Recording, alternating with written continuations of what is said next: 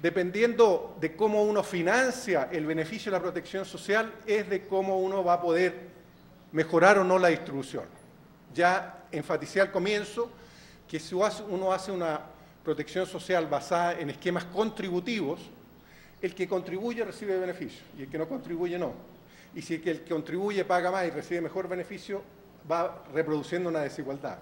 Entonces, si yo parto de un sistema de protección social donde muchos de los esquemas son contributivos, gran parte de la asignación de recursos ya tiene un sesgo para poder cambiar la distribución de ingresos.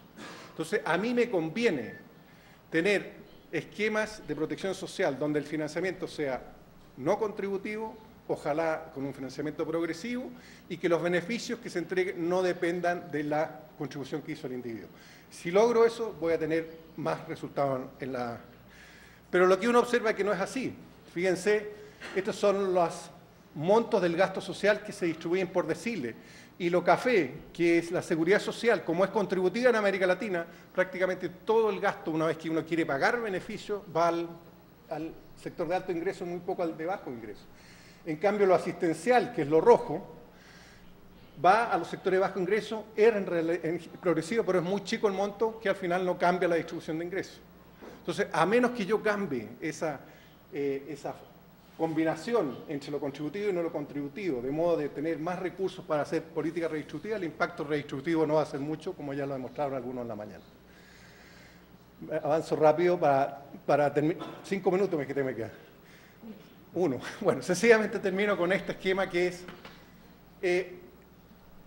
si nos queremos poner de acuerdo en esto, que perdone que haya sido tan rápido, pero en 20 minutos explicar todo lo que hemos aprendido sobre las reformas en protección social, es que nosotros necesitamos hacer un diálogo social con la ciudadanía para ponernos de acuerdo en que hay que cambiar el paradigma y que ese paradigma significa cambios radicales, ¿no?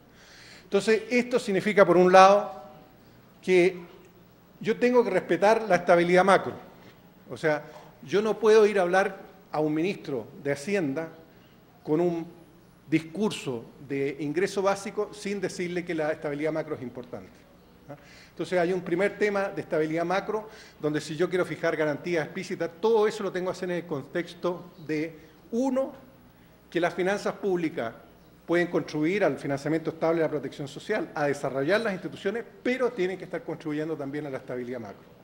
Si yo al hacer las dos primeras no contribuyo a la estabilidad macro, no hay diálogo con las autoridades, ¿no? Y ese es un tema importante. Segundo, que hay un tema que se ha enfatizado mucho en la corresponsabilidad, en la educación y el empleo, que son importantes de realizar, que no necesariamente es transferir recursos, sino que también enseñar a pescar, como decimos. No es dar pescado, sino que enseñar a pescar. Tercero, que hay una componente de la seguridad social que va a seguir siendo contributiva, pero que tenemos que hacerla lo más solidaria posible, ¿ya? Y eso hemos visto en Chile, que revertir es muy difícil una vez que uno avanza hacia la no solidaridad. Y cuarto, hay un proceso de ownership, de pertenencia, en el cual nosotros tenemos que generar instituciones para el diálogo y para que la gente pueda participar de los procesos de reforma. Concluyo, me he tenido que saltar mucho, sencillamente diciendo que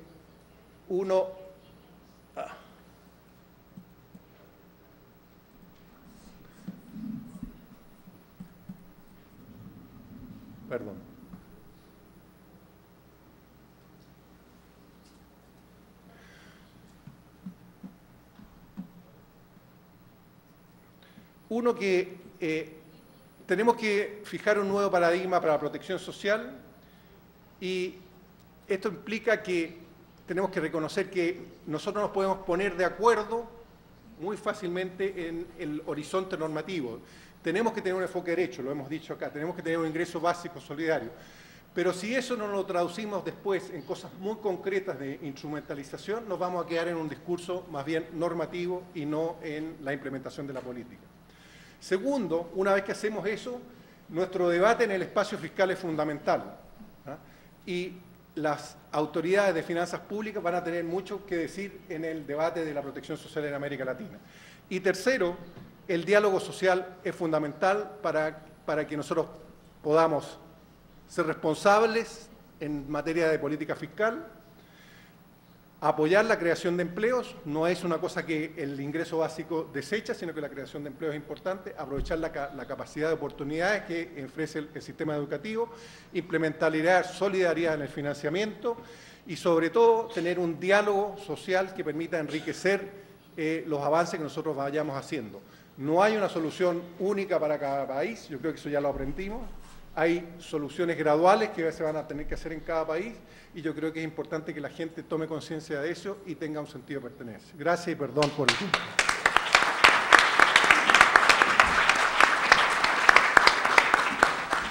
Agradecer ao András e só resgatar rapidamente 2 pontos que ele mencionou. Primeiro, a necessidade dessa construção, não é, de um orçamento que rompa com essa segmentação entre contributivo e não contributivo.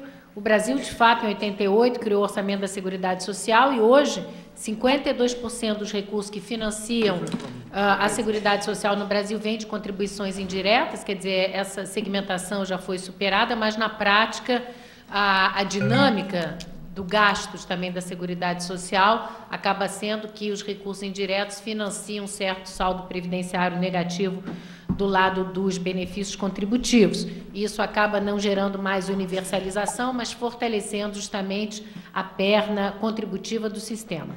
A outra coisa é a questão da reforma tributária, que já foi levantada pela manhã e que nós vemos que ela é absolutamente fundamental, não é? Inclusive para garantir a possibilidade de termos durabilidade, permanência na eventual implementação de uma renda básica de cidadania, o que hoje não é factível ainda, dado justamente essa regressividade que a gente tem do nosso sistema tributário.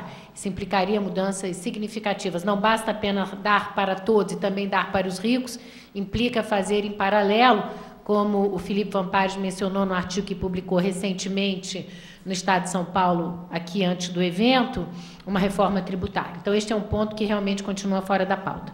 E agora vamos passar para a apresentação do professor Rubem Lovuono, do CIEP. Muchas gracias. Bueno, agradezco a los organizadores de este congreso el haberme invitado a exponer. Lamentablemente ayer a la tarde me comunicaron que tenía que reemplazarlo a Carmelo Mesalago, lo cual para mí es un desafío, es un honor, porque Carmelo es algo así como una especie de papa en muchas cosas en América Latina, una persona respetable. Y al mismo tiempo me generó un problema porque me dijeron que lo reemplace, pero que dé mi conferencia que ya tenía programada el viernes, con lo cual tuve que salir rápidamente a desdoblar mi conferencia de algún modo y a pensar de ubicarme en la temática de la conferencia hoy en día. Lo voy a hacer del mejor modo posible y por suerte András me relevó de muchas de las bases cuantitativas para poder observar o mirar la relación entre el ingreso ciudadano y la situación de los sistemas de protección social en América Latina, que es lo que me voy a concentrar hoy, y en mi conferencia del viernes voy a hablar más de las perspectivas. Lo primero que voy a resaltar, que es bastante obvio, pero que sirve para una discusión en un congreso de este tipo, es que América Latina, ya lo dijo András, es muy heterogénea. Es casi un error hablar de América Latina cuando se habla de política pública. América Latina tiene países con 3 millones de habitantes y países con 200 millones de habitantes, tiene ingresos per cápita de $15.000 e ingresos per cápita de menos de 3.000.